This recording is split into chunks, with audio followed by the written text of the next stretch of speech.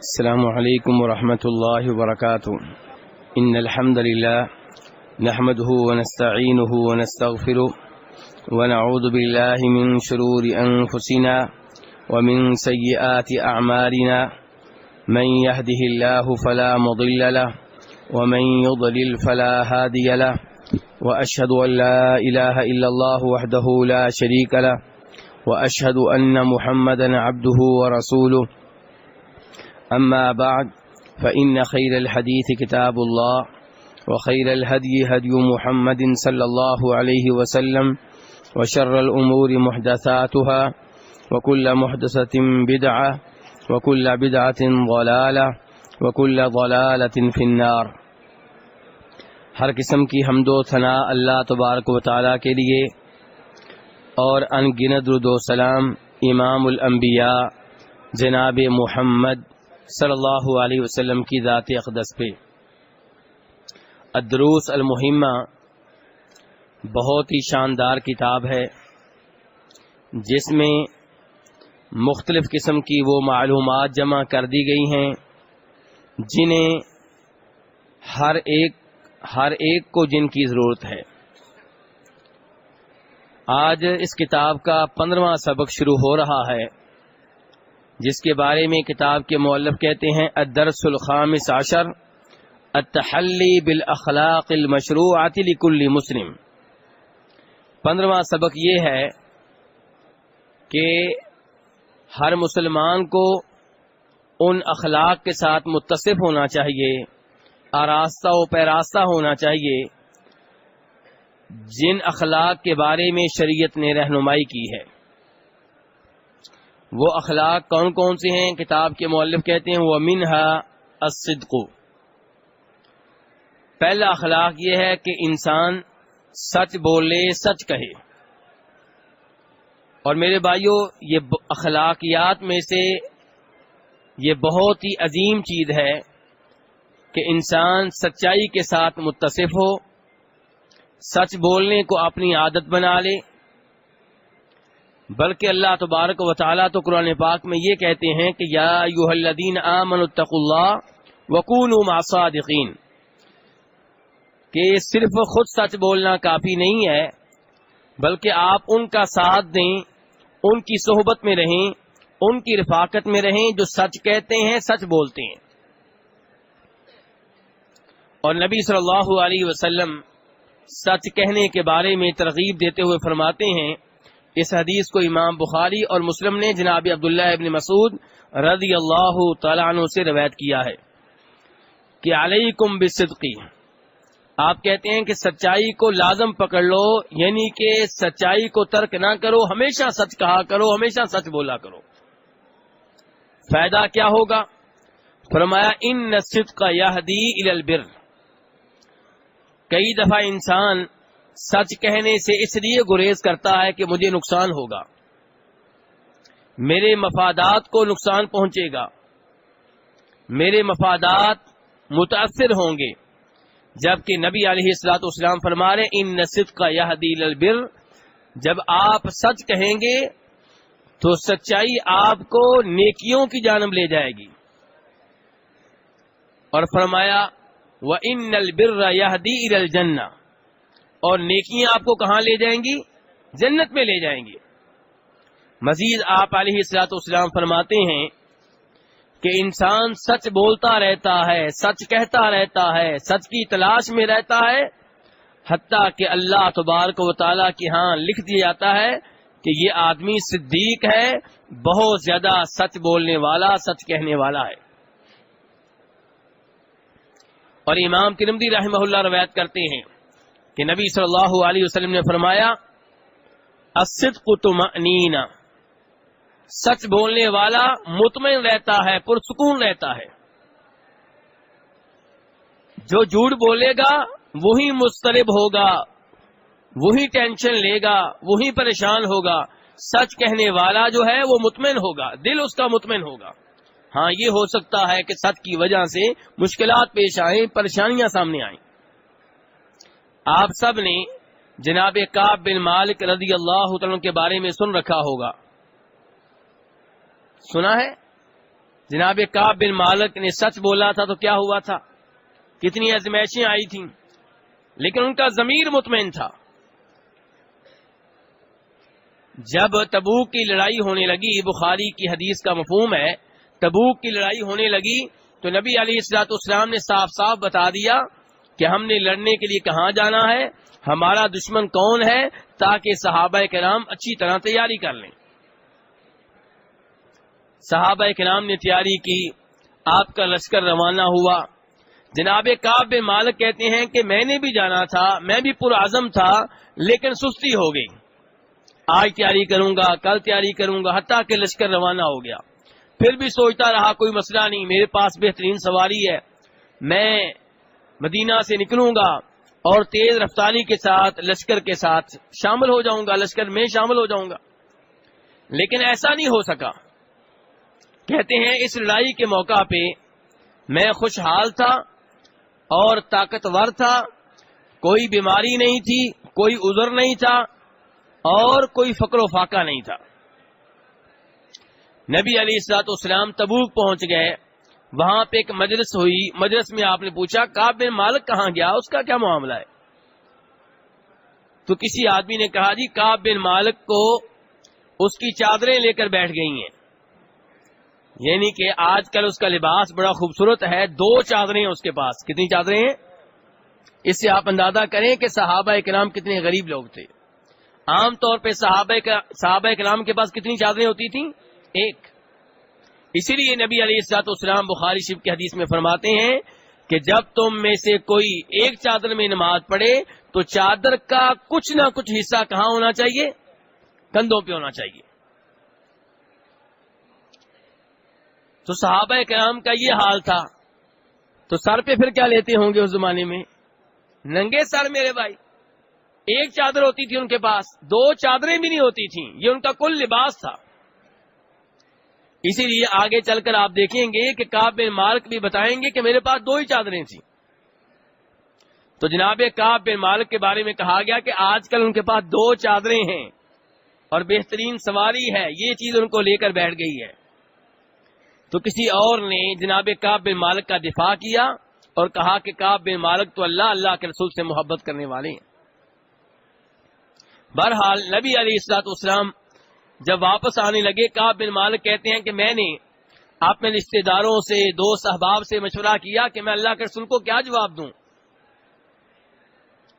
لوگوں نے مجھے جھوٹ سکھائے کہ یہ عذر پیش کر لینا، وہ عذر پیش کر لینا، لیکن جب نبی علیہ الصلوۃ والسلام آئے تو میں نے عزم کیا میں سچ کہوں گا۔ کیا عزم کیا؟ سچ کہوں گا جو بھی ہو جائے۔ اور ساتھ ساتھ کہتے ہیں کہ مجھے بات اچھی طرح معلوم تھی کہ آج میں جھوٹ بولوں گا، نبی علیہ السلام مجھ سے راضی ہو جائیں گے، کل وہی نازل ہوگی، میرے جھوٹ کی حقیقت کھل جائے گی، تو پھر فائدہ کوئی نہیں جھوٹ بولنے کا۔ یہاں پہ نوٹ کیجئے کعب بن مالک کیا کہہ رہے ہیں کہ میں جھوٹ بولوں گا تو آپ مجھ سے بعد میں کیا ہوگا؟ بولیے بعد میں کیا ہوگا؟ اس سے پتا چلا کہ آپ عالم الغیب نہیں تھے۔ جب کوئی غیبی بات بتا دی جاتی معلوم ہو جاتی، جو غیبی بات نہ بتائی جاتی آپ کو معلوم نہیں ہوتی تھی۔ تو آپ بتا رہے ہیں کہ مجھے یہ یقین تھا کہ میں جھوٹ بولوں گا آپ راضی ہو جائیں گے، لیکن بعد میں وہی نازل ہوگی، اللہ تعالیٰ حقیقت حال کھول دیں گے، تب میرا معاملہ خراب ہو جائے گا۔ کہتے ہیں اس لیے جب آپ تشریف لائے اور آپ کی عادت تھی سفر سے واپس آتے تو پہلے مسجد میں جاتے۔ کہاں جاتے؟ 2 رکعتیں ادا کرتے۔ 2 رکعتیں ادا کرنے کے بعد لوگ آپ سے ملنے کے لیے آتے۔ اب لوگ آنے لگے اور منافق آنے لگے، سب سے زیادہ اپنا عذر پیش کرنے کے لیے، جی میں جہاد میں اس لیے شریک نہیں ہو سکا، میرا یہ مسئلہ تھا، میرا وہ مسئلہ تھا۔ لوگ عذر پیش کرتے چلے گئے اور آپ ان کے عذر قبول کرتے رہے، ان کے لیے استغفار کرتے رہے کہ یا اللہ اس کو معاف کر دے، یعنی کہ اس کا عذر ہے اس کو معاف کر دے۔ نبی علیہ الصلوۃ والسلام عالم الغیب ہوتے تو منافقوں کے لیے استغفار نہ کرتے، تو آپ استغفار کرتے چلے گئے اور وہ لوگ واپس اپنے گھروں کو جاتے رہے کہ ہمارا معاملہ کلیئر ہو چکا ہے، صاف ہو چکا ہے۔ کعب بن مالک کہتے ہیں کہ جب میں آیا تو نبی علیہ السلام نے کہا آؤ مالک، آؤ کعب. تو میں آپ کے سامنے آ کر بیٹھ گیا اور آپ مجھے دیکھ کر مسکرائے، لیکن ایسی مسکراہٹ کہ جس میں غصہ تھا، ایسی مسکراہٹ جس میں کیا تھا؟ غصہ تھا. تو میں نے کہا اللہ کے رسول علیہ الصلوۃ والسلام میرا کوئی عذر نہیں ہے، میں بہت ہی خوشحال تھا، طاقتور تھا، میرے پاس کوئی عذر نہیں ہے. تو نبی علیہ الصلوۃ والسلام نے فرمایا اس آدمی نے سچ بولا ہے. فرمایا اب چلے جاؤ حتیٰ کہ اللہ تعالیٰ تمہارا فیصلہ کر دے. میں چلا گیا اور نبی علیہ الصلوۃ والسلام کے پاس سے اٹھ کے جب باہر گیا تو لوگ میرے پاس آنے لگے، مجھے کوسنے لگے، کوئی نہ کوئی عذر پیش کر دیتے، معاملہ کلیئر ہو جاتا. دیکھو فلاں آدمی آیا، اس نے عذر پیش کیا اور اس کا معاملہ صاف ہو گیا. تم عذر پیش کرتے، اللہ کے رسول نے تمہارے لیے استغفار کرنا تھا، دعا کر دینی تھی، سارے گناہ جڑ جانے تھے، بات ختم ہو جانی تھی. کہتے ہیں کہ جب وہ لوگ مجھے کوسنے لگے، مجھے ایسے مشورے دینے لگے، قریب تھا کہ میں واپس اللہ کے رسول کے پاس آتا اور جھوٹ بول کے کوئی عذر پیش کر دیتا. یہ دیکھیں برے دوست، بری سوسائٹی، ان کا انسان کے اوپر کتنا اثر ہوتا ہے. کہ کعب بن مالک کیا کہہ رہے ہیں کہ قریب تھا کہ واپس چلا جاتا. اس لیے میرے بھائیو اچھے دوستوں کا انتخاب کریں. آپ کے وہ رشتہ دار جو توحید پہ ہیں، کتاب و سنت پہ عمل کرنے والے ہیں، حلال حرام میں پہچان رکھنے والے ہیں، انہیں اپنا دوست بنائیں. کعب بن مالک صحابی کہہ رہے ہیں کہ قریب تھا کہ میں واپس جاتا اور اپنا جو پہلا میں نے معاملہ پیش کیا تھا اسے واپس لے کر اب کوئی جھوٹ آپ کے سامنے رکھتا. لیکن پھر میرے ذہن میں ایک بات آئی، میں نے کہا مجھے یہ بتاؤ کہ میرے علاوہ کوئی اور بھی ایسا ہے جس نے عذر پیش نہ کیا ہو اور نبی علیہ الصلوۃ والسلام نے کہا ہو کہ تمہارا فیصلہ اللہ کرے گا. مجھے بتایا گیا 2 آدمی اور ہیں. میں نے کہا کون کون؟ مجھے بتایا گیا کہ ہلال بن امیہ ہے، مرارہ بن ربی ہیں. تو پھر میں نے کہا یہ 2 نیک آدمی ہیں، جب ان کے ساتھ یہ معاملہ ہوا ہے تو میں ان کے نقش قدم پہ چلوں گا. یہ 2 آدمی نیک ہیں، میں ان کے نقش قدم پہ چلوں گا. مجھے حوصلہ ہوا کہ میں اچھے لوگوں کے نقش قدم پہ ہوں. میرے بھائیو منافق 80 تھے. کتنے منافق آئے تھے عذر پیش کرنے کے لیے؟ اور یہ کتنے ہیں؟ نہیں، جو نمونہ کے طور پہ جناب کعب کے سامنے ہیں 2.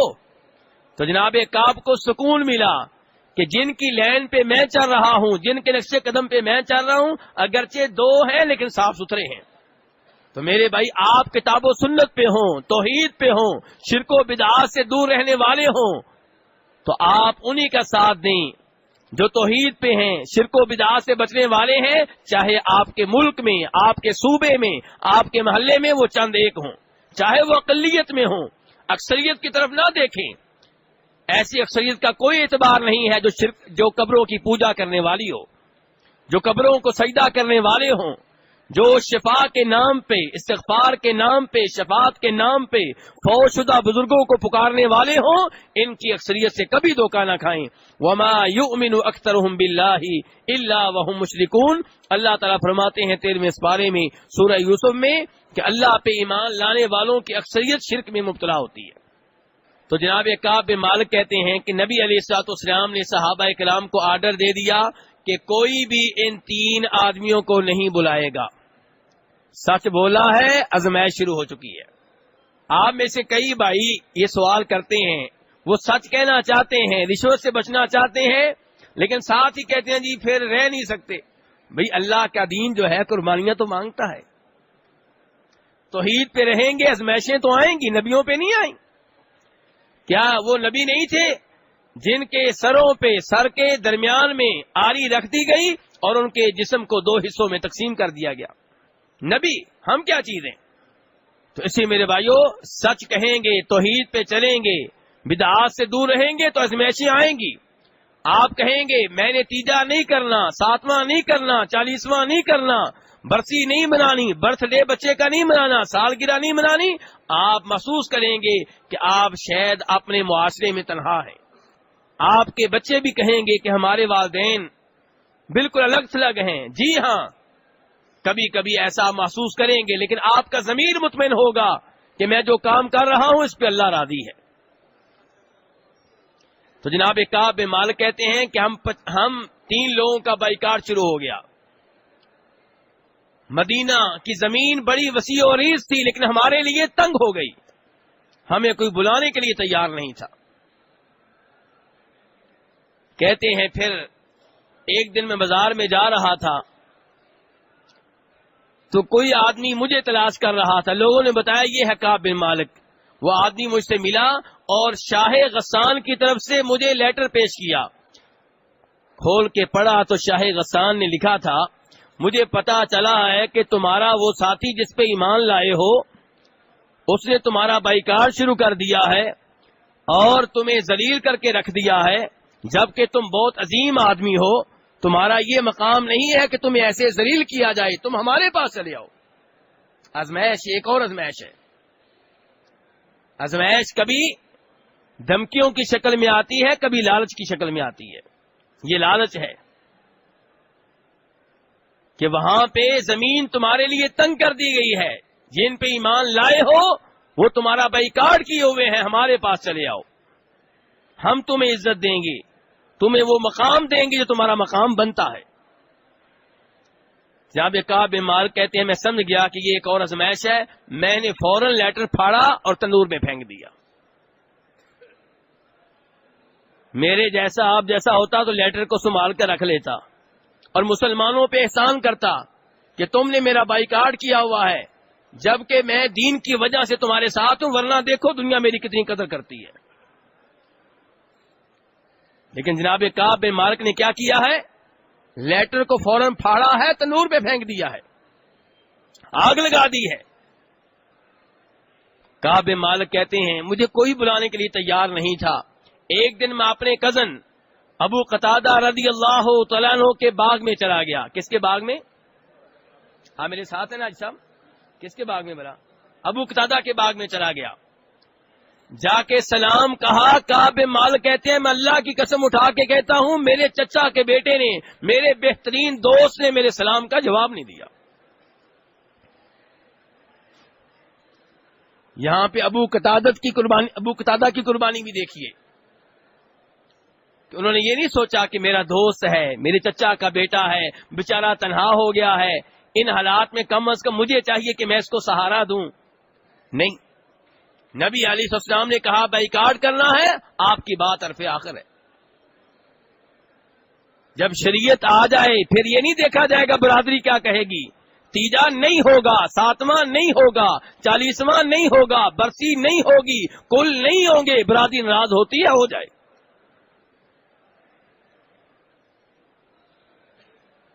یہ ہے ایمان، یہ ہے اسلام۔ اللہ کے رسول سب سے آگے ہیں، باقی سب پیچھے ہیں۔ تو ابو قتادہ نے کعب بن مالک کے سلام کا جواب نہیں دیا۔ کعب بن مالک کہتے ہیں میں نے کہا ابو قتادہ تمہیں اللہ کی قسم دے کے کہتا ہوں، اللہ کا واسطہ دے کے کہتا ہوں، کیا تمہیں یہ معلوم نہیں ہے کہ میں سچا مسلمان ہوں، میں اللہ کے رسول سے محبت کرتا ہوں؟ ابو قتادہ نے کہا مجھے نہیں معلوم، اللہ کے رسول سے بات کرو۔ اس سے بڑھ کر کوئی جواب نہیں دیا۔ کہتے ہیں میں روتا ہوا واپس چلا آیا۔ کعب بن مالک کے لیے مدینہ کی زمین تنگ ہو چکی ہے۔ کہتے ہیں جب 40 دن گزر گئے تو نبی علیہ الصلوۃ والسلام کی طرف سے ایک پیغام دینے والا پیغام لے کر آیا۔ کیا پیغام لے کر آیا ہوگا؟ بولیے جی، راستے کھل گئے؟ نہیں، ایک اور شدید پیغام آ گیا، آزمائش میں اضافہ ہو رہا ہے سچ بولنے کی وجہ سے۔ میرا موضوع کیا ہے؟ سچائی۔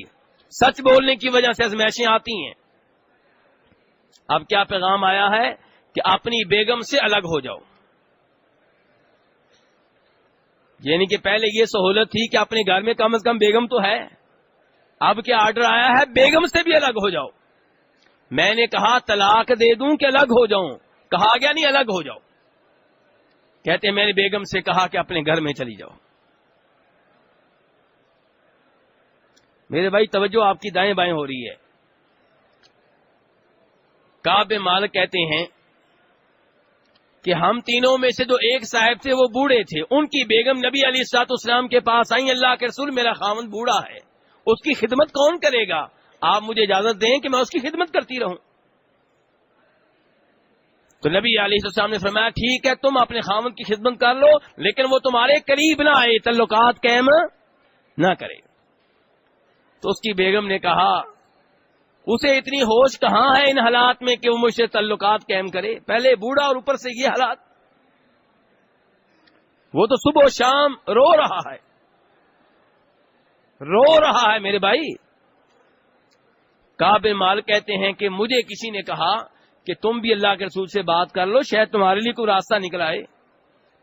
میں نے کہا نہیں, میں اللہ کے رسول کے پاس جاؤں گا, معلوم نہیں آپ کیا جواب دیں, ویسے بھی میں جوان ہوں, وہ تو بوڑھا ہے.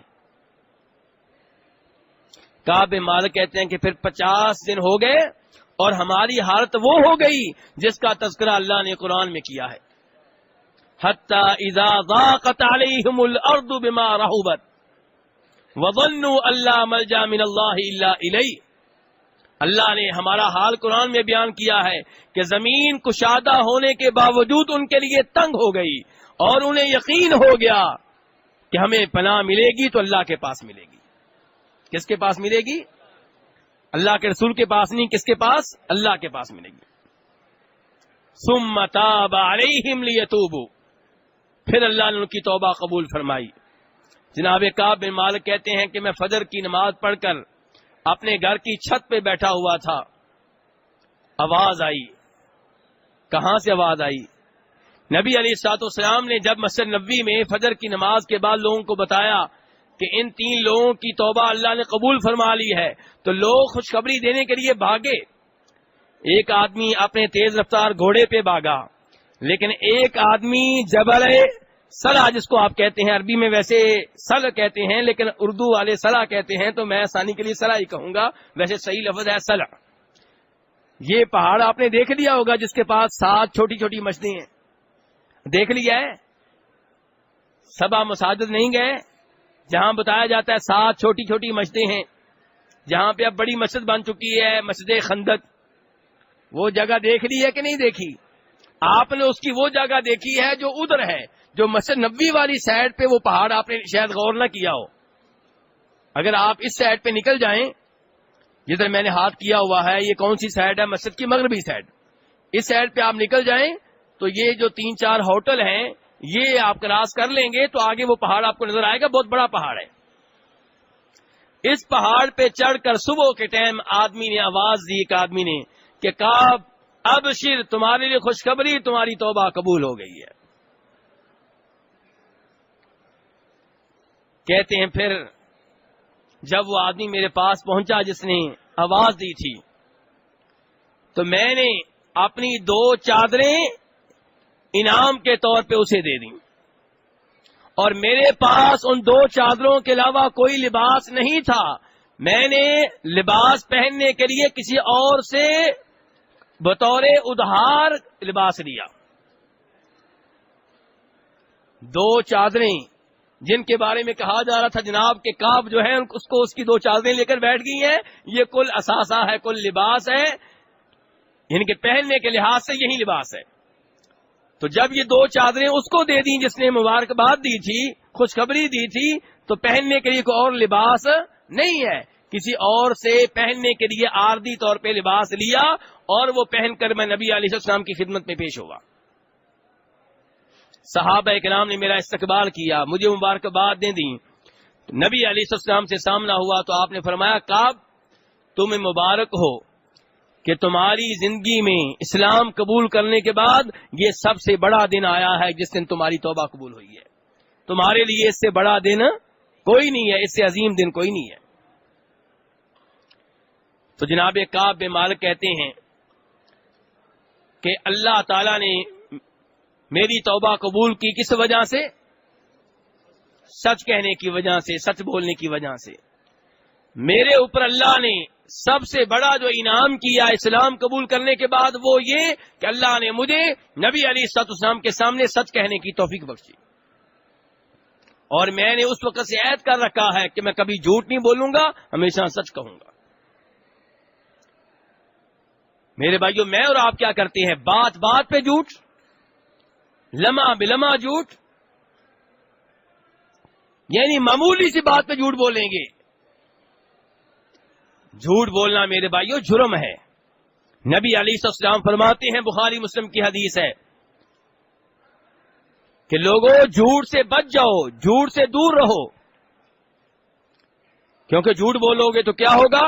ان الکذب یہدی الی الفجور، جھوٹ بولو گے تو جھوٹ تمہیں برائیوں کی طرف لے جائے گا، رب کی نافرمانی کی طرف لے جائے گا، اور یہ نافرمانیاں تمہیں کہاں لے جائیں گی؟ جہنم کی آگ میں لے جائیں گی۔ فرمایا انسان جھوٹ بولتا رہتا ہے، جھوٹ کہتا رہتا ہے، حتیٰ کہ اللہ کے ہاں لکھ دیا جاتا ہے کذاب، کہ یہ بہت بڑا جھوٹا ہے۔ اور میرے بھائیو، سب سے بڑا جھوٹ یہ ہے کہ آپ اللہ کے رسول علیہ السلام کے ذمے وہ بات لگا دیں جو اللہ کے رسول نے نہیں کہی۔ یہ سب سے بڑا جھوٹ ہے دین کے معاملے میں جھوٹ۔ نبی علیہ السلام کی طرف ایسی روایات کو منسوب کر دینا جو آپ نے نہیں کہیں، جنہیں من گڑت کہا جاتا ہے، اور چونکہ اللہ کے رسول علیہ السلام کے ذمے وہ بات لگا دینا جو آپ نے نہیں کہی، بہت بڑا جرم ہے، بہت بڑا جھوٹ ہے۔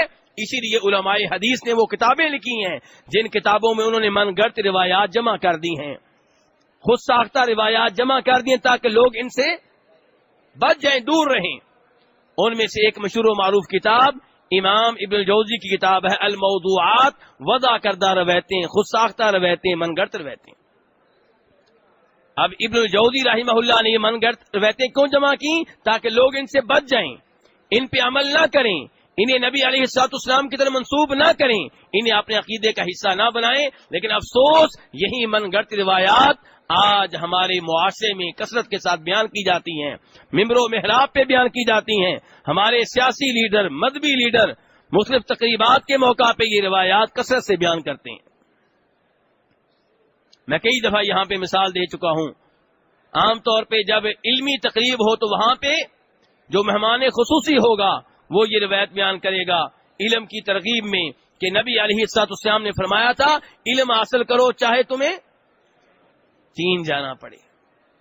ہمارے اسکولوں کے باہر لکھا ہوگا، کالج کے باہر لکھا ہوگا، یونیورسٹی کی دیواروں پہ لکھا ہوگا، جبکہ یہ جھوٹ ہے جو ہم نبی علیہ السلام پہ باندھ رہے ہیں۔ آپ نے علم حاصل کرنے کی ترغیب دی ہے، آپ نے بتایا کہ علم حاصل کرنا ضروری ہے، لیکن یہ کہا ہو کہ چاہے چین جانا پڑے، یہ نبی علیہ السلام کے ذمے ہم جھوٹ باندھ رہے ہیں۔ آپ نے ایسی کوئی بات نہیں کہی، یہ آپ سے ثابت نہیں ہے۔ اور ایسے ہی ایک اور جھوٹ جو کثرت کے ساتھ ہمارے معاشرے میں بولا جاتا ہے، وہ کیا؟ کہ نبی علیہ السلام وجہ کائنات ہیں، سبب کائنات ہیں، اللہ نے کائنات آپ کی خاطر بسائی ہے۔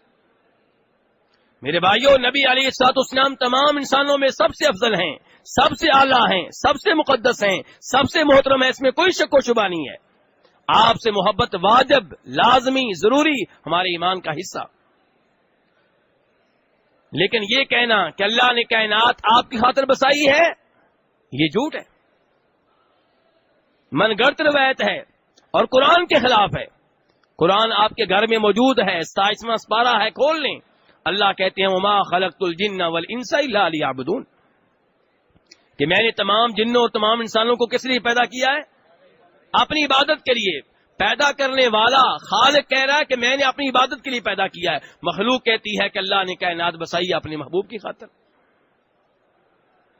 محبت و عقیدت کے نام پہ یہ روایات ہم بیان کرتے ہوئے تحقیق نہیں کرتے، تفتیش نہیں کرتے، اور ممبر و محراب پہ بیٹھنے والے بھی عقیدت محبت کے نام پہ ایسی من گڑت روایات بیان کرنے کو جرم نہیں سمجھتے۔